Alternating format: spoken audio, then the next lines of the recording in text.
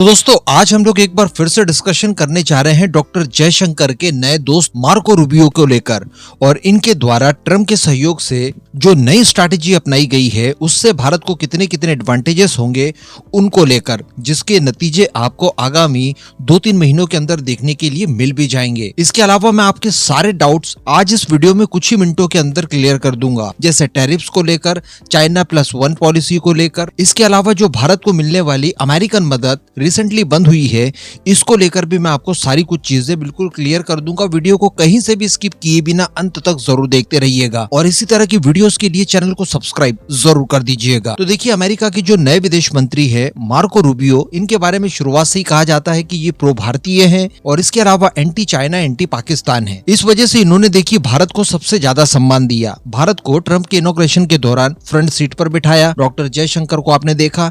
इसके अलावा सबसे पहले बैठक इन्होंने क्वाड मिनिस्टर्स के साथ ही की और क्वाड मिनिस्टर्स में भी डॉक्टर जयशंकर को सबसे ज्यादा तवज्जो इन्होंने दिया, उनके साथ बायलैटरल टॉक भी किया। इसके बाद ही निर्णय लिया जाता है और देखिए पॉलिटिक्स में इशारे प्रमुख होते हैं। आप किस तरह का निर्णय लेते हैं इसको लेकर कुछ इशारे दिए जाते हैं। बांग्लादेश वगैरह पर तत्काल कार्रवाई 26 जनवरी के दिन ही सुनने के लिए हमें मिलती है।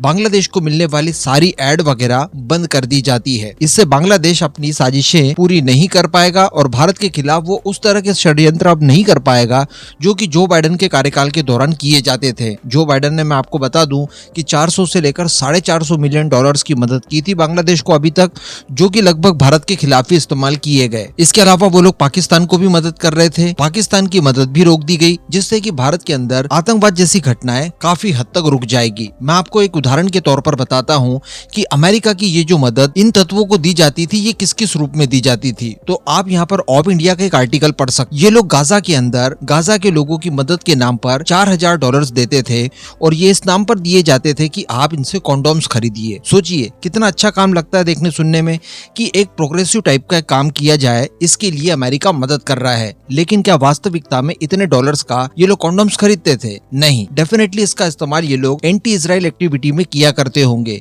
इसी तरह से ये लोग अलग अलग इनिशिएटिव्स के नाम पर फंड आवंटित करते हैं, जिसका दुरुपयोग लोकतांत्रिक तरीके से चुनी गई सरकारों के खिलाफ किए जाते थे। अब लोगों ने यहाँ पर एक मुद्दा उठाया कि देखिए इन्होंने न केवल बांग्लादेश पाकिस्तान की मदद रोकी बल्कि भारत को दी जाने वाली मदद भी रोक दी। मैं आपको बता दूं कि अमेरिका भारतीय सरकार को कोई मदद नहीं करता। बिल्कुल अमेरिका द्वारा भारत को दी जाने वाली मदद रोक दी गई है, जो कि अप्रॉक्स $150 मिलियन के आसपास की थी वार्षिक। लेकिन ये मदद भारतीय सरकार को नहीं मिलती थी, ना ही ये मदद किसी अच्छे काम के लिए दी जाती थी कि आपके स्कूल चल रहे हैं, कॉलेजेस चल रहे हैं, तो उन्हें सही डायरेक्शन में आगे बढ़ाने के लिए वो मदद करते थे। काम तो कुछ इसी तरह के गिनवाए जाते थे, लेकिन ये सारी की सारी मदद उन संस्थाओं और उन एनजीओ को दी जाती थी जो कि भारत के अंदर अशांति फैलाती थी। सीधी सी बात है, जो भारत के अंदर आप देखते होंगे कि अलग अलग प्रोटेस्ट सालों तक चलते हैं। ये सभी प्रोटेस्ट वगैरह फंडिंग के आधार पर ही चलते हैं और इसी तरह की फंडिंग को ये लोग ऑर्गेनाइज करने के लिए ये सारी मदद वगैरह देते थे, जो कि अब नहीं दी जाएगी और इसका प्रतिफल आपको 2-3 महीनों में कुछ इस तरह से देखने के लिए मिलेगा, जैसा कि आप लोगों ने CAA के नाम पर देखा कि लंबे समय तक प्रोटेस्ट वगैरह किए गए। संभवतः वक्फ बिल जो आने वाला है कुछ ही समय में, उसको लेकर इस लेवल पर प्रोटेस्ट वगैरह भारत के अंदर नहीं होंगे, क्योंकि इनकी फंडिंग वगैरह बंद कर दी गई है। इस तरह की बहुत ज्यादा फंडिंग पहले और आया करती थी, लेकिन जब FCRA कानूनों में परिवर्तन किए गए और विदेशी फंडिंग पर जब रोक लगी, उसके बाद ये फंडिंग काफी लिमिटेड हो गई। लेकिन वही लिमिटेड फंडिंग भी भारत के लिए दुखदायी होती थी। तो जो भारत को अमेरिका द्वारा मदद दी जाती थी, जो कि रोक दी गई, ये भारत के हित में है। इससे टेंशन लेने वाली कोई बात नहीं है। अगला डाउट जो आता है वो ये कि देखिए 18,000 भारतीयों को भगा दिया गया, उन्हें डिपोर्ट कर दिया जाएगा और भारतीय सरकार भी उन्हें स्वीकार करने के लिए तैयार हो गई। तो आपने क्या नाम पढ़े हैं कि वो 18,000 भारतीय कौन थे जिन्हें वो डिपोर्ट कर रहे हैं? सबसे पहली बात तो ये कि ये 18,000 भारतीय इनलीगल तौर पर अमेरिका गए ही क्यों? क्या भारत में इन्हें प्रॉब्लम थी? आपको मुझे तो कुछ है नहीं, इन्हें क्या प्रॉब्लम थी?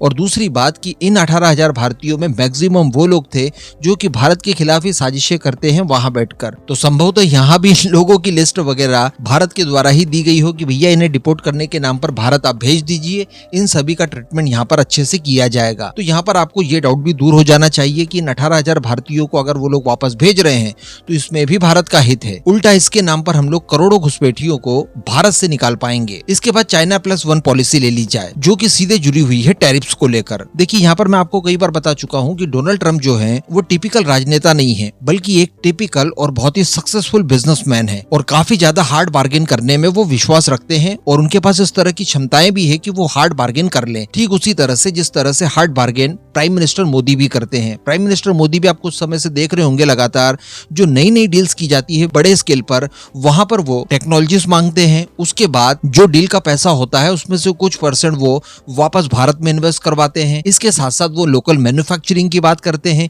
इसके साथ साथ हमारी खुद की करेंसी लेन देन की बात करते हैं। तो कहने का मतलब इस तरह की हार्ड बार्गेनिंग हर राष्ट्रवादी लीडर आपको करवाएगा, इसमें कोई दो मत नहीं है। ऐसा नहीं है कि ट्रम्प भारत का दोस्त है तो वो ये कह देगा कि लीजिए मैंने अपना खजाना खोल दिया है, आपको जितनी जरूरत पड़ती है उतने आप टेम्पो भर के पैसा ले जाइए। ऐसा तो कोई नहीं करेगा, ना हम करते हैं और ना इसकी उम्मीद करनी चाहिए। लेकिन यहाँ पर आप थोड़ा सा सोच कर देखिए कि सभी देशों के ऊपर अगर उन्होंने 25% या 30% या 50% टैरिफ मर दिए गए तो यहाँ से जाने वाला सामान जो कि अमेरिका के अंदर इस समय नहीं बनता वो कितना महंगा हो जाएगा और अमेरिका की जनता के ऊपर इसका प्रेशर पड़ेगा। डेफिनेटली हर सरकार ये चाहेगी कि हमारे यहाँ मिलने वाला सामान सस्ता बने। तो टैरिफ तो वो लगाएंगे लेकिन वो चुनिंदा देशों के ऊपर लगाएंगे जिनका सामान वो अपने देशों में नहीं चाहते। दूसरी बात लोकल मैन्युफैक्चरिंग की, जिस तरह से मेक इन इंडिया की पहल की गई है जो कि बहुत सक्सेसफुल रही है और इसके बाद देखने के लिए मिला कि पुतिन द्वारा भी कहा गया कि मेक इन रशिया हम लोग इनिशिएटिव शुरू करेंगे। इसी तरह से डोनाल्ड ट्रंप भी चाहते हैं कि मेक इन अमेरिका पॉलिसी शुरू की जाए, लेकिन ये संभव नहीं है। अमेरिका अपनी जरूरत का हर सामान अपने घर पर ही तैयार कर ले, ये पॉसिबल है ही नहीं। इसके पीछे का कारण है अमेरिका के अंदर लेबर्स को लेकर सख्त लॉ। देखिए वहाँ के आम लोग 8 घंटे 12 घंटे या 16 घंटे काम कर ही नहीं सकते। वहाँ पर बहुत ज्यादा स्ट्रिक्ट कानून वगैरह हैं जिनके अनुरूप ही वहाँ की कंपनियों को चलना होता है और लेबर्स भी उसी हिसाब से काम करते हैं। तो ऐसी परिस्थिति में इन्हें बाहरी मदद की आवश्यकता है जो कि इनकी जरूरत का सामान मैन्युफैक्चर करके इनकी रिक्वायरमेंट फुलफिल कर दे कम से कम दामों पर, जो कि अभी तक चाइना करते आया है। इसी वजह से इन्होंने चाइना 1+ पॉलिसी बनाई है, जिसका मतलब ये होता है कि चाइना का एक विकल्प तैयार किया जाए ताकि अगर चाइना इन फ्यूचर नाटक करता है तो उसके विकल्प के तौर पर किसी दूसरे देश को चुना जाए इन्हीं सब मैन्युफैक्चरिंग वगैरह के लिए। तो उसके लिए सबसे प्रबल दावेदार भारत ही है। भारत के अलावा वियतनाम को भी आप ले सकते हैं और भी इस तरह के कुछ देश हो सकते हैं जहां पर अच्छी मैन्युफैक्चरिंग कैपेसिटी है और वो अमेरिका की जरूरत फुलफिल कर सकते हैं। लेकिन भारत से ज्यादा अच्छा रिलायबल दोस्त दूसरा नहीं हो सकता। ऊपर से भारत के अंदर मैन्युफैक्चरिंग रेट जो है वो भी कम है। तो अगर भारतीय सामानों पर भी उस हिसाब से टैरिफ्स लगा दिए जाएंगे तो इसमें भारत से ज्यादा अमेरिका का नुकसान है, क्योंकि हम लोगों ने तो टैरिफ से बचने के लिए ऑलरेडी अपनी करेंसी को डीवैल्यू कर ही दिया है। इसके अलावा फिर टैरिफ का ध्यान रखकर ही हम लोग हमारी वस्तुओं की कीमत निर्धारण उसी आधार पर करेंगे जिससे अमेरिका की जनता के ऊपर बोझ पड़ेगा। तो ज्यादा कुछ प्रॉब्लम्स नहीं आएंगी। इवन जो इस समय सख्त स्टेप उठाए जा रहे हैं ट्रम्प के द्वारा, इसमें भारत को बहुत ही ज्यादा फायदा मिलने जा रहा है। इस तरह की चीज आप बिल्कुल मान सकते हैं। इस पूरे मुद्दे पर अब आपका क्या मानना है नीचे कमेंट करके जरूर बताइएगा।